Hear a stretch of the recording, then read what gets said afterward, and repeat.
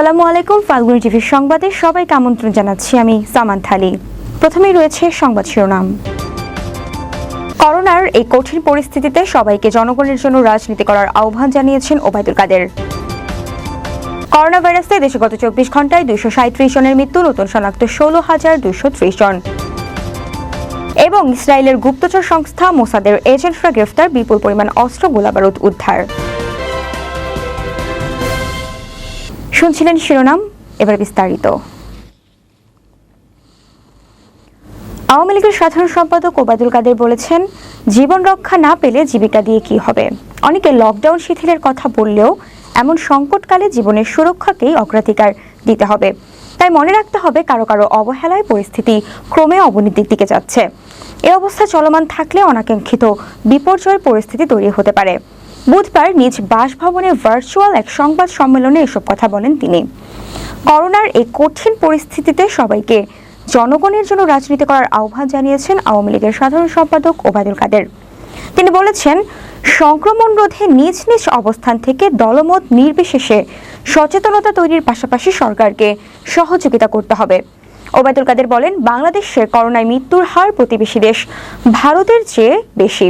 এমন বাস্তবতায় মানুষের জীবনের সুরক্ষাকে সর্বোচ্চ অগ্রাধিকার দিচ্ছে সরকার। দেশের মানুষের সুরক্ষায় বিশেষজ্ঞদের সাথে পরামর্শ করে প্রধানমন্ত্রী শেখ হাসিনা যে সিদ্ধান্ত নিয়েছেন তার প্রতি আস্থা রাখার জন্য সকলের প্রতি আহ্বান জানান তিনি। ব্যাপক হারে সংক্রমণ রোধে স্বাস্থ্যবিধি যথাযথভাবে মেনে চলার পাশাপাশি ভ্যাকসিন প্রদানকেই সরকার সর্বোচ্চ অগ্রাধিকার দিয়েছে উল্লেখ করে ওবায়দুল কাদের বলেন, দেশে ভ্যাকসিনের কোনো সংকট নেই। মানুষের জন্য প্রয়োজনীয় সংখ্যক ভ্যাকসিন নিশ্চিত করতে চূড়ান্ত করা হয়েছে ভ্যাকসিন রোডম্যাপ। করোনা ভাইরাসে দেশে গত 24 ঘন্টায় 237 জনের মৃত্যু হয়েছে। এ নিয়ে এখন পর্যন্ত দেশে মোট মৃত্যুর সংখ্যা 20,016 জনে দাঁড়িয়েছে। এছাড়া গত 24 ঘন্টায় নতুন করে করোনা শনাক্ত হয়েছে 16,230 জন। এ নিয়ে দেশে করোনা আক্রান্ত সংখ্যা দাঁড়ালো 12,10,992 জন। বুধবার বিকেলে স্বাস্থ্য অধিদপ্তরের এক প্রেস বিজ্ঞপ্তিতে এসব তথ্য জানানো হয়েছে। বিজ্ঞপ্তিতে আরও জানানো হয়েছে, গত 24 ঘন্টায় সুস্থ হয়েছেন 13,470 জন। এ নিয়ে মোট সুস্থ হয়েছেন 10,34,884 জন। গত 24 ঘন্টায় 53,877 জনের নমুনা পরীক্ষায় শনাক্তের হার 30.12%। শিক্ষার্থীদের করোনা থেকে সুরক্ষায় টিকা দেওয়ার ব্যবস্থা নিয়েছে সরকার বলে জানিয়েছেন শিক্ষামন্ত্রী দীপু মনি। তিনি বলেন, টিকা দেওয়া শেষ হলে অল্প সময়ের মধ্যে শিক্ষা প্রতিষ্ঠান খুলে দেওয়া হবে। শিক্ষামন্ত্রী আরও বলেন, এখন শিক্ষা প্রতিষ্ঠান বন্ধ থাকলেও অনলাইনে পাঠদান চালু আছে। ভবিষ্যতে অনলাইন শিক্ষা পদ্ধতিতে আরও উন্নত করতে কাজ চলছে। গতকাল মঙ্গলবার রাতে মুজিব বর্ষ উদযাপন উপলক্ষে জগন্নাথ বিশ্ববিদ্যালয়ের রসায়ন বিভাগের আয়োজনে জাতি গঠনে শিক্ষার ভূমিকা, বঙ্গবন্ধুর শিক্ষা দর্শন ও বাংলাদেশের বর্তমান শিক্ষা ব্যবস্থা শীর্ষক ওয়েবিনারে শিক্ষামন্ত্রী এসব কথা বলেন। জাতীয় অর্থনৈতিক পরিষদের নির্বাহী কমিটির বৈঠকে 10টি উন্নয়ন প্রকল্প অনুমোদন দেওয়া হয়েছে। এগুলোতে মোট ব্যয় হয়েছে 2,575 কোটি 42 লক্ষ টাকা। এর মধ্যে স্থানীয় উৎস থেকে যোগান দেওয়া হবে 2,150 কোটি টাকা এবং বিদেশ থেকে সহায়তা হিসেবে পাওয়া যাবে 425 কোটি টাকা। বুধবার রাজধানীর শেরেবাংলা নগরের NEC সম্মেলন কক্ষে অনুষ্ঠিত একনেক বৈঠকে এই অনুমোদন দেওয়া হয়। বৈঠকে গণভবন থেকে ভার্চুয়ালি সভাপতিত্ব করেন প্রধানমন্ত্রী ও একনেক চেয়ারপারসন শেখ হাসিনা। ঠাকুরগাঁওয়ের রানীশঙ্কল উপজেলায় আওয়ামী লীগ স্বেচ্ছাসেবক লীগের উদ্যোগে স্বেচ্ছাসেবক লীগের 27তম প্রতিষ্ঠাবার্ষিকী পালন উপলক্ষে করোনাকালে স্বল্প পরিসরে কর্মহীন ও দুস্থ শতাধিক পরিবারের মাঝে খাদ্য সামগ্রী বিতরণ করা হয়। আমাদের ঠাকুরগাঁও প্রতিনিধি মোহাম্মদ ফারুক আহমদ সরকার জানান, সকালে দলীয় কার্যালয়ে জাতীয় ও দলীয় পতাকা উত্তোলন করা হয়। পরে বিকেলে উপজেলা আওয়ামী লীগ কার্যালয়ে স্বেচ্ছাসেবক লীগের সহসভাপতি মুন্নাফ হোসেনের সভাপতিত্বে এক সংক্ষিপ্ত আলোচনা অনুষ্ঠিত হয়। এতে প্রধান অতিথি হিসেবে বক্তব্য রাখেন উপজেলা আওয়ামী লীগের সভাপতি অধ্যক্ষ সৈয়দুল হক। বিশেষ অতিথির বক্তব্য রাখেন পৌর আওয়ামী লীগ সভাপতি জাহাঙ্গীর আলম, সম্পাদক মহাদেব বসাক, স্বেচ্ছাসেবক লীগের প্রতিষ্ঠাতা সাধারণ সম্পাদক ও ভাইস চেয়ারম্যান সোহেল রানা, উপজেলা স্বেচ্ছাসেবক লীগ, ইউনিয়ন স্বেচ্ছাসেবক লীগ, ছাত্রলীগ ও অন্যান্য সহযোগী অঙ্গ সংগঠনের নেতাকর্মীরা উপস্থিত ছিলেন। শেষে করোনায় কর্মহীন ও দুস্থ শতাধিক পরিবারের মাঝে খাদ্য সামগ্রী হিসাবে চাল, ডাল, তেল, সাবান, লবণ ও আলু সম্মিলিত একটি করে প্যাকেট বিতরণ করা হয়। আপনাদেরকে দেওয়ার চেষ্টা করতেছি। আসলে করোনা মহামারীর কারণে আমাদের সেভাবে বর্ণাঢ্য করে অনুষ্ঠান করা সম্ভব হয়নি, হইলে হয়তো বা আরও আমরা বর্ণাঢ্যভাবেই আইন শৃঙ্খলের দুস্থ মানুষদের মাঝে আমরা ত্রাণ বিতরণ করতে পারতাম। তো আজকের এই প্রতিষ্ঠাবার্ষিকী উপলক্ষে আলোচনা সভার সম্মানিত সভাপতি যারা মুন্না হোসেন বাবু মামাকে ইতিমধ্যে বাংলাদেশে প্রতিষ্ঠিত হয়েছে এবং যে কোনো দুর্যোগ, যে কোনো সংকটময় মুহূর্তে আওয়ামী লীগের পাশে থেকে স্বেচ্ছাসেবক লীগ আজকে কাজ করছে, যার প্রতিফলন আপনারা লক্ষ্য করছেন। আমি স্বেচ্ছাসেবক লীগকে ধন্যবাদ জানাই। আগামী দিনে আওয়ামী লীগের পাশাপাশি আওয়ামী লীগের সহযোগী সংগঠন হিসাবে আওয়ামী লীগকে শক্তিশালী করার জন্য এবং নিজেরাও স্বেচ্ছাসেবক লীগকে একটি শক্তিশালী সংগঠন হিসেবে দাঁড় করিয়ে আগামী যে কোনো নির্বাচনে যিনি নৌকা প্রতীক পাবেন তার পক্ষে ব্যক্তিটা কোনো বিষয় নাই, জননেত্রী শেখ হাসিনা যাকে মনোনয়ন দেবেন তার পক্ষে নির্বাচন করে তার বিজয়কে আমরা নিশ্চিত করব। মাদারীপুরের শিবচরে আড়িয়াল খাঁর কলাতলা শিরওয়াইল অংশের ভাঙ্গন কবলিত এলাকা বাঁচাতে জিও ব্যাগ ডাম্পিং কাজ শুরু করেছে কর্তৃপক্ষ। মাদারীপুর বিশেষ প্রতিনিধি মিরেম ইমরান জানান, বুধবার সকাল থেকে আড়িয়াল খাঁর ভাঙ্গন ঠেকাতে বসতবাড়ি, রাস্তাঘাট সহ গুরুত্বপূর্ণ ব্যবস্থা রক্ষায় বালু ভর্তি ব্যাগ ফেলা শুরু করেছে পানি উন্নয়ন বোর্ড। এছাড়াও স্থানীয় বাঁধ নির্মাণে দ্রুত পরিকল্পনা রয়েছে বলে কর্তৃপক্ষ জানান। ভাঙ্গনের কবলে পড়েছে রাস্তাঘাট, বাড়িঘর, প্রায় অর্ধশত বিঘা ফসলি জমি। ভাঙ্গন হুমকিতে রয়েছে প্রাথমিক বিদ্যালয়, বসতবাড়ি, মসজিদ ও কবরস্থান সহ হাটবাজার। ভাঙ্গন ঠেকাতে জিও ব্যাগ ফেলা সহ দ্রুত বেড়িবাঁধের দাবি জানিয়েছেন এলাকাবাসী। ভাঙ্গন কবলিত এলাকাবাসীরা জানান, ভাঙ্গনের তীব্রতা অব্যাহত থাকলে ঝুঁকিতে থাকবে বহেরাতলা বাজার, স্কুল কলেজ, কলাতলা বাজার, রাস্তাঘাট সহ 10টি গ্রাম। এলাকাবাসীরা দাবি করেন যাতে অতি দ্রুত জিও ব্যাগ ফেলে ভাঙ্গন প্রতিরোধে কাজ করা হয়। পাশাপাশি এলাকায় দ্রুত বেড়িবাঁধ নির্মাণের জোর দাবি জানান তারা। আমরা এই শিবচর উপজেলার এই বন্যা ব্যাংক প্রোটেকশন ও ড্রেজিং প্রকল্পটি আমাদের মূল কাজটা আমরা নভেম্বর মাস থেকে শুরু করব। এখন আমরা যেই জায়গাগুলো খুব ভালনারেবল এবং গুরুত্বপূর্ণ স্থাপনা ঘরবাড়ি আছে সেই সব জায়গায় আমার জরুরি ভিত্তিতে কিছু কাজ আমরা এই বর্ষা মৌসুমে করতেছি এবং মূল কাজটি আমরা শুরু করব আগামী নভেম্বর ডিসেম্বর মাসে স্থায়ীভাবে ব্যাংক প্রোটেকশনের যে ওয়ার্কটা, এটাই আমরা এই কাজটা আপাতত। বাংলাদেশ আওয়ামী স্বেচ্ছাসেবক লীগের প্রতিষ্ঠাবার্ষিকী উপলক্ষে মোগরাপাড়া চৌরাস্তায় অবস্থিত সোনারগাঁও উপজেলা স্বেচ্ছাসেবক লীগের প্রধান কার্যালয়ে সোনারগাঁও উপজেলা স্বেচ্ছাসেবক লীগের সাধারণ সম্পাদক আরিফুল ইসলাম রবিনের উদ্যোগে আলোচনা সভা, দোয়া ও কেক কেটে স্বেচ্ছাসেবক লীগের ২৭তম প্রতিষ্ঠাবার্ষিকী পালন করা হয়েছে এবং প্রধানমন্ত্রী শেখ হাসিনার সুযোগ্য পুত্র সজীব ওয়াজেদ জয়ের ৫১তম জন্মদিন পালন করা হয়েছে।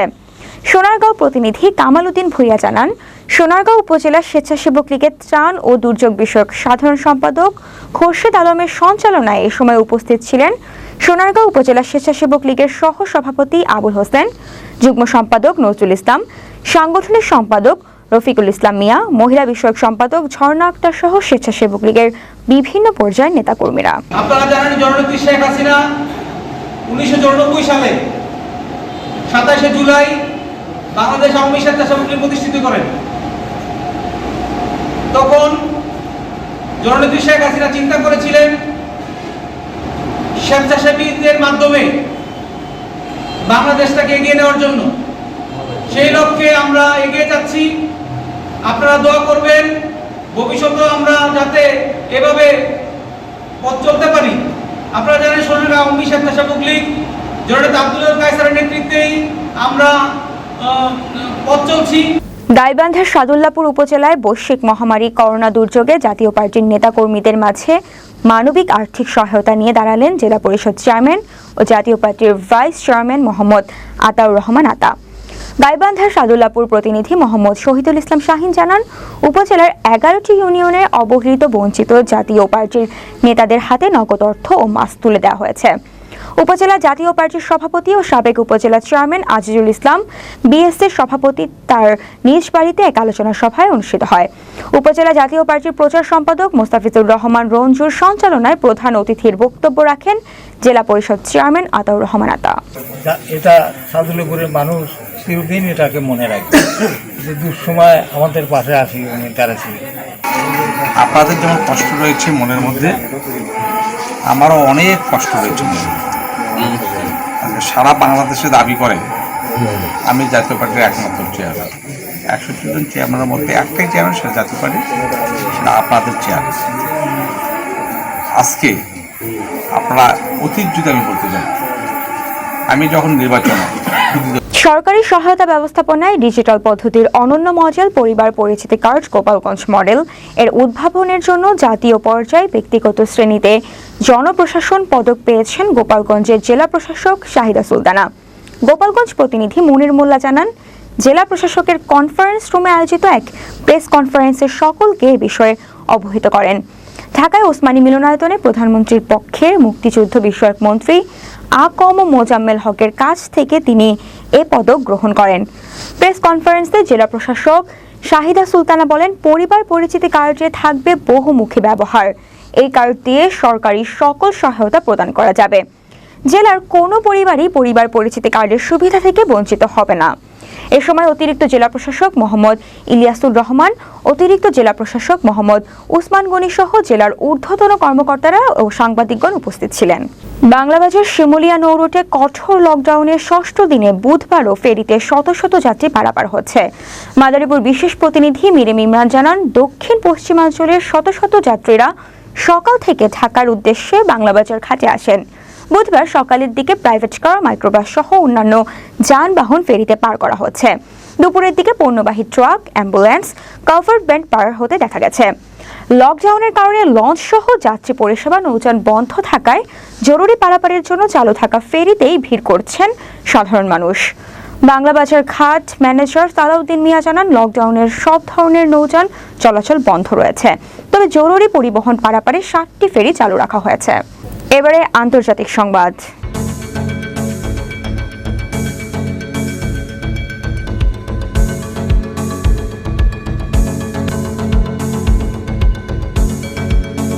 ইসলামী প্রজাতন্ত্র ইরানের গোয়েন্দা বাহিনীর সদস্যরা ইহুদিবাদী ইসরায়েলের গুপ্তচর সংস্থা মোসাদের কয়েকজন এজেন্টকে গ্রেফতার করেছে। এসব এজেন্টরা ইরানের বিভিন্ন শহরে দাঙ্গা সৃষ্টি ও সন্ত্রাসী কার্যক্রম পরিচালনার পরিকল্পনা নিয়েছিল। ইরানের গোয়েন্দা মন্ত্রণালয়ের মহাপরিচালক জানান, ইসরায়েলি এজেন্টদের আটকের পর তাদের কাছ থেকে বিপুল পরিমাণে অস্ত্র ও গোলাবারুদ উদ্ধার করা হয়েছে। তিনি বলেন, মোসাদ এজেন্টদের ইরানের পশ্চিম সীমান্ত এলাকা থেকে আটক করা হয়।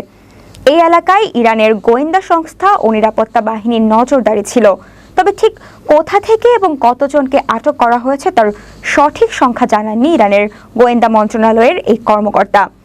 ইরানের গোয়েন্দা মন্ত্রণালয়ের এই শীর্ষ কর্মকর্তা আরও জানান, গত জুন মাসে প্রেসিডেন্ট নির্বাচন অনুষ্ঠানের সময় ইহুদিবাদী ইসরায়েল ইরানের বিভিন্ন অংশে অন্তর্ঘাতমূলক তৎপরতা পরিচালনার পরিকল্পনা নিয়েছিল, কিন্তু তাদের সেই পরিকল্পনা বাস্তবায়িত হতে পারেনি এবং ইসরায়েলি নেটওয়ার্ককে নির্মূল করা হয়েছে।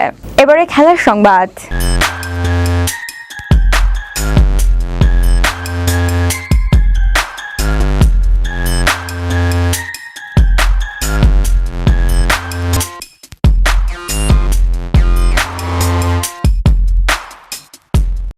কাল ঢাকায় আসছে অস্ট্রেলিয়া দল।